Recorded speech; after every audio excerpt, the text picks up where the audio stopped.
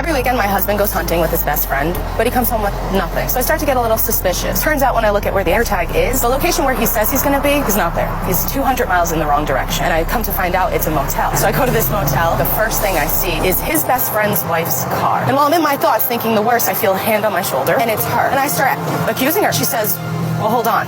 I gave my husband my car because his truck wasn't working, and she's also suspicious because her husband never goes anywhere without his truck. He'll stay home if it's broken. So now we're putting two and two together, and we're thinking, we don't know what's going on. She's like, let's go talk to the front desk. Let's find out what room they're staying in. Grabs the key. We get to the flat. We're outside the door. The first thing we hear is giggling. There's music, and there's partying going on because it's clearly not just two people. It's more than that. Puts the key in, opens as quick as possible. I'm just in a state of shock of what I'm seeing. There are 10 other men from our neighborhood, all undressed, all doing things that I won't repeat. She starts screaming. I'm like, oh my God, I can't believe this is happening, because my ex-husband now is one of the most homophobic men I have ever met in my life. Me and her are now divorcing them together. We are taking the kids, we're taking the house, we want alimony, we want everything if you want us to stay silent. They're like, fine, we'll give you everything if you stay quiet about this. Our divorces go through, we keep everything. I'm just broken after this. I decide I'm gonna go to church because I don't know where else to put my feet. I go to church, the pastor gets me to open up to him. He's like, look, God puts things in people's path all the time. He works in mysterious ways, and sometimes it's just to test you. So God made this woman's husband have gay orgies to test her? Do you know how evil that sounds? It's like God killed my wife to test my faith. Or God had the communists rape nuns to test their faith. No, gay orgies are not of God. Rape is not of God. Now God can turn a tragedy into a blessing. How he does that can be mysterious, which is what happened to this woman. Now she goes to church. But it's so